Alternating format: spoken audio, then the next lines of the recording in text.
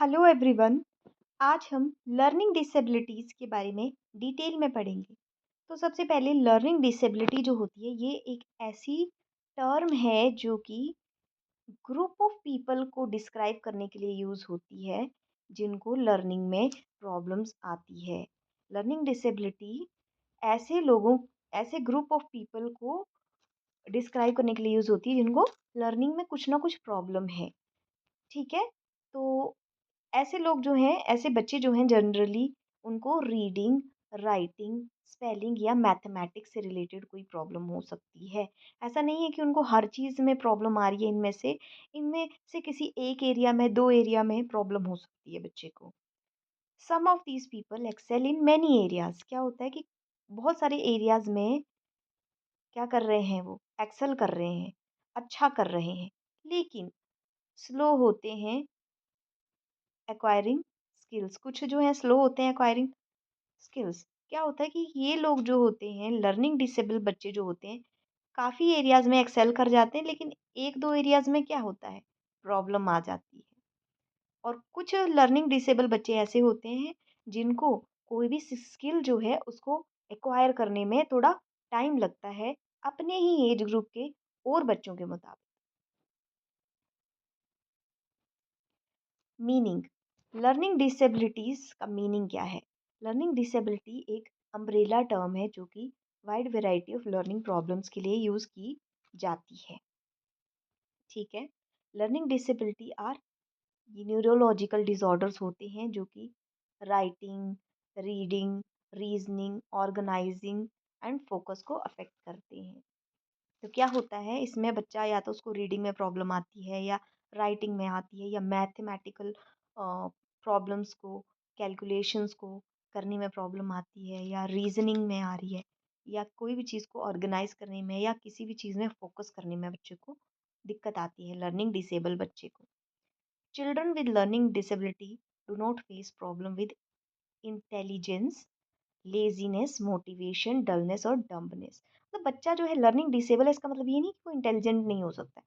Motivation की कमी है उसमें या लेज़ीनेस है उसमें, ऐसा नहीं है। अगर वो इंटेलिजेंट भी हो सकता है बच्चा, लेकिन क्या हो सकता है most of them are just smarter as other children but their brain work differently.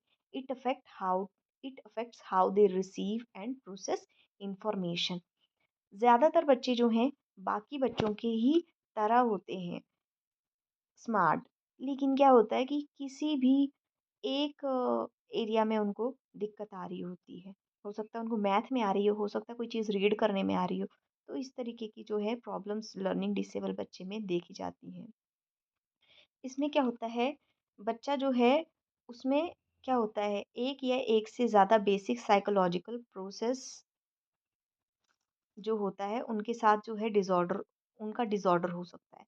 यानी कि इसमें क्या हो सकता है बच्चे को जो है स्पीकिंग में डिफ़िकल्टी है या राइटिंग में डिफ़िकल्टी है, किसी भी तरीके की डिफ़िकल्टी जो है उसको आ सकती है। मतलब लर्निंग डिसेबल बच्चा जो है इसमें बच्चे को जो है साइकोलॉजिकल बेसिक साइकोलॉजिकल प्रोसेसेस जैसे कि कोई चीज़ को अंडरस्टैंड करने में या फिर स्पीकिंग में या फिर राइटिंग में प्रॉब्लम आ रही है। ठीक है? जो लर्निंग डिसेबल बच्चा होता है उसके साथ ये होता है। और ये जो डिसऑर्डर है लर्निंग डिसेबिलिटी जो है ये रीडिंग डिसेबिलिटी भी हो सकती है, राइटिंग भी हो सकती है, कम्युनिकेशन या कॉम्प्रिहेंशन भी हो सकती है या न्यूमेरिकल डिसेबिलिटी। इतने टाइप की अलग अलग डिसेबिलिटीज़ जो हैं बच्चों में पाई जा सकती हैं। डेफिनेशन क्या है लर्निंग डिसेबिलिटीज की?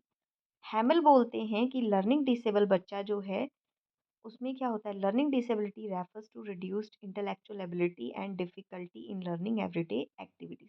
बच्चे की इंटेलेक्चुअल एक्टिविटी एबिलिटी यहाँ डिक्रीज हो जाती है और बच्चे को दिन अपने दिन की जो एक्टिविटीज होती हैं हर दिन की एक्टिविटीज जो होती हैं उसमें डिफिकल्टी आती है। हैमल के अकॉर्डिंग ये डेफिनेशन है। ठीक है? और national joint committee of learning disabilities क्या बोलते हैं? Learning disability refers to certain disorder leads to difficulty in acquisition. क्या करते हैं? डिफिकल्टी इन एक्विजिशन ऑफ कोई भी इंफॉर्मेशन को एक्वायर करने में and use of listening, speaking, reading, writing and numerical ability. बच्चे को जो है कोई भी इंफॉर्मेशन को एक्वायर करने में और listening, speaking, reading, writing, mathematical ability, इन सब चीज़ों में प्रॉब्लम आ सकती है। टाइप्स ऑफ लर्निंग डिसेबिलिटीज़ में लर्निंग डिसेबिलिटीज़ डिसलेक्सिया हो सकता है, dysgraphia, aphasia aphasia and dyspraxia and dyscalculia. ये लर्निंग डिसेबिलिटीज़ हैं कुछ, जिनको हम आगे डिटेल में पढ़ेंगे। डिसलेक्सिया क्या होता है? डिसलेक्सिया को रीडिंग डिसेबिलिटी बोलते हैं। डिसलेक्सिया का मतलब है बच्चे को रीड करने में दिक्कत आ रही है। Dyslexia is disability that impairs a person ability to read, understand and even speak. देखो, बच्चे को अगर रीड करने में प्रॉब्लम आ रही है तो वो जो लिखा है उसको अंडरस्टैंड भी नहीं कर पाएगा और फिर उसको स्पीक भी नहीं कर पाएगा। तो रीडिंग के साथ साथ उसकी क्या अफेक्ट हो जाती है? स्पीकिंग एंड अंडरस्टैंडिंग भी अफेक्ट हो जाती है डिसलेक्सिया में। इसमें डिसलेक्सिया जो होता है उसके साथ जो लोग स्ट्रगल करते हैं उनको phonological awareness, decoding words, recognising symbols, मतलब क्या सिंबल है, जब वो टेक्स्ट बुक देख रहा है उसमें क्या सिंबल, क्या लेटर लिखे गए हैं, वो उसको समझ में नहीं आते बच्चे को। उसको वर्ड्स जो हैं, लेटर्स को जोड़कर वर्ड्स पढ़ने जो हैं वो नहीं आ रहे हैं। फोनोलॉजिकल अवेयरनेस यानी कि किस वर्ड के साथ क्या साउंड आएगी, किस लेटर के साथ क्या साउंड आएगी, वो बच्चे को समझ नहीं आ रहा कि किस लेटर को जोड़कर क्या साउंड निकलेगी। वो बच्चे को समझ नहीं आता डिसलेक्सिया के। और इसके कुछ एग्जाम्पल हैं, जैसे यहाँ टेक्स्ट बुक में लिखा है नाउ, लेकिन बच्चा क्या पढ़ देता है? वन। ठीक है। इसी तरह लेफ्ट को बच्चे ने क्या पढ़ दिया है? फेल्ट। और वॉज को बच्चे ने पढ़ दिया सो। तो डिसलेक्सिया क्या है? रीडिंग डिसेबिलिटी है। और इसमें क्या होता है? Inability to associate letters with their respective sounds, मतलब लेटर्स जो हैं उनको उनकी साउंड के साथ बच्चा नहीं जोड़ पाता है कि जो है ए को क्या ए के साथ क्या साउंड आ रही है, बी के साथ क्या साउंड आ रही है, ये बच्चा नहीं समझ पाता है। उनको जोड़ के क्या साउंड आएगी, ये बच्चे को समझ में नहीं आ पाता है, जो बच्चे के साथ डिसलेक्सिया की दिक्कत होती है। यही फोनेटिक अवेयरनेस की लेटर्स को जोड़कर जो है क्या साउंड आएगी, बच्चे को नहीं समझ में आता। Taking a longer time to learn or talk than children of their age, मतलब एक नॉर्मल एवरेज बच्चा जो होता है और एक डिसलेक्सिया वाला बच्चा जो होता है, दोनों सेम एज के हैं, लेकिन जो डिसलेक्सिया वाला बच्चा है उसको थोड़ा लंबा टाइम लगता है चीज़ों को समझने में, रीड करने में। Finding it challenging to memorise letters, number, even colours. तो उनको कोई भी चीज़ मेमोराइज करने में, चाहे लेटर, नंबर, कलर्स के नाम हो, ये सब जो है मेमोराइज करने में दिक्कत आती है। And tendency to avoid activities, बच्चा ऐसी चीज़ों को जो है अवॉइड करना चाहता है जहाँ रीडिंग राइटिंग इन्वॉल्व हो।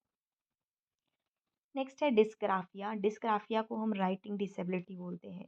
इसमें बच्चा जो है उसको फाइन मोटर स्किल्स के साथ प्रॉब्लम आ रही है। ठीक है। डिस्ग्राफिया का जो बच्चा होता है उसको लिखने में दिक्कत आती है, राइटिंग अफेक्ट होती है उसकी, और फाइन मोटर स्किल्स होती हैं जिसमें छोटी मसल्स का यूज़ होता है। जैसे हमारी फिंगर्स में छोटी मसल्स हैं, जब हम लिखते हैं तो फाइन मोटर स्किल्स यूज़ हो रही हैं। जब हम फिंगर्स से कोई काम कर रहे हैं तो उसमें फाइन मोटर स्किल्स यूज़ होती हैं। ग्रॉस मोटर स्किल्स में बड़ी मसल्स का यूज़ होता है। जैसे हम रन करते हैं, वॉक करते हैं, तो उसमें बड़ी-बड़ी मसल्स का यूज़ हो रहा है, ग्रॉस मोटर स्किल्स का यूज़ हो रहा है। तो जो हमारी फाइन मोटर स्किल्स होती हैं, वो अफ़ेक्ट होती हैं, राइटिंग एबिलिटी अफ़ेक्ट होती है। बच्चे को इसमें डिस्ग्राफिया में स्पेलिंग्स के साथ दिक्कत हो सकती है। उसको वर्ड्स के बीच स्पेसिंग देने नहीं आएगी, लेटर्स की भी स्पेसिंग देने नहीं आएगी। लेटर्स, वर्ड्स का प्रॉपर साइज़ नहीं होगा, और जब इतना प्रॉब्लम आ रही है तो लेजिबिलिटी नहीं होगी। हैंडराइटिंग गंदी होगी, इज़िली रीड नहीं कर पाएगा कोई उसको। Inability to write row shapes of letter, मतलब वो लेटर्स ए कैसे लिख रहे हैं, बी कैसे लिख रहे हैं, वो उसको समझ में नहीं आ रहा है। Difficulty of handling pen pencil, अब बच्चा जो है उसको उसकी ग्रिप नहीं बनेगी, वो पेन और पेंसिल को अच्छे से हैंडल नहीं कर पाता है, जिसके कारण भी बच्चे से लिखा नहीं जाता। Difficulty in maintaining straight lines, अब जब हम लाइन्स को स्ट्रेट लिखते हैं तो हैंडराइटिंग अच्छी आती है, ऊपर नीचे करते जाएँगे तो हैंडराइटिंग गंदी हो जाती है, तो वो चीज़ नहीं कर पाता है। मार्जिन्स के बीच नहीं लिख पाता है। Inability to maintain proper sentence structure and grammar while writing but not when speaking, बच्चे को जो है लिखने में प्रॉब्लम आ रही है, लेकिन बच्चे को स्पीकिंग में नहीं। डिस्ग्राफिया है राइटिंग डिसेबिलिटी। जैसे ये डिस्ग्राफिया का एग्ज़ाम्पल आ गया कि बच्चे ने कुछ लिखा है लेकिन बच समझ ही नहीं आ रहा है। कभी कहीं बड़े लेटर लिख दिए हैं, कभी छोटे लिख दिए हैं, कभी स्पेस ज़्यादा है, कभी स्पेस कम है, कुछ समझ में नहीं आ रहा है कि बच्चे ने लिखा क्या है। ये डिस्ग्राफिया का जो है इमेज है, डिस्ग्राफिया वाले बच्चे की लिखी हुई राइटिंग है। डिसकैल्कुलिया क्या होता है भई? डिसकैल्कुलिया होता है डिफ़िकल्टी इन मैथ, बच्चे को कैलकुलेशन परफ़ॉर्म करने में प्रॉब्लम आती है, बच्चे को समझ नहीं आता है, ग्रेटर दैन का सिंबल नहीं समझ आया, लेस देन का सिंबल समझ नहीं आ रहा है, बच्चे को मैथमेटिकल ऑपरेशंस परफ़ॉर्म करने में दिक्कत आ रही है, बच्चे को जो है उसकी मैथमेटिकल स्किल्स अफ़ेक्ट होती हैं यहाँ पर, ठीक है? उसको सिंपल से सिंपल कांसेप्ट भी जो है समझ में नहीं आते हैं इधर। डिस्प्रैक्सिया जो होता है वो डिफ़िकल्टी इन मोटर कोऑर्डिनेशन, ठीक है? बच्चे को हैंड आई कोऑर्डिनेशन बनाने में दिक्कत होती है यहाँ पर। एफेज़िया क्या होता है? एफेज़िया एक लैंग्वेज डिसऑर्डर होता है, affects person ability to communicate. Aphasia में जो है बच्चे की एबिलिटी अफेक्ट होती है कम्युनिकेशन की। इसमें जो होता है बच्चे को समझ नहीं आता है जो दूसरे लोग बोल रहे होते हैं। मतलब क्या है कि सामने वाला क्या बोल रहा है वो बच्चे को समझ नहीं आ रहा है, अंडरस्टैंड नहीं कर पा रहा है, उसको स्पीकिंग में प्रॉब्लम आ रही है, उसको अंडरस्टैंडिंग में प्रॉब्लम आ रही है। उसको लैंग्वेज के साथ प्रॉब्लम आ रही है, प्रोडक्शन और कॉम्प्रिहेंशन ऑफ स्पीच। खुद भी उसको जो है वो स्पीकिंग में प्रॉब्लम आ रही है, साथ में दूसरा जो इंसान है वो क्या बोल रहा है उसको वो अंडरस्टैंड करने में भी प्रॉब्लम आ रही है। और जब इतनी दिक्कतें आने के साथ साथ उसको रीडिंग और राइटिंग में भी जो है वो प्रॉब्लम आती है। तो अगर आपको वीडियो अच्छी लगी हो तो आप प्लीज़ मेरे चैनल को सब्सक्राइब करें, वीडियो को लाइक और शेयर करें। Thank you.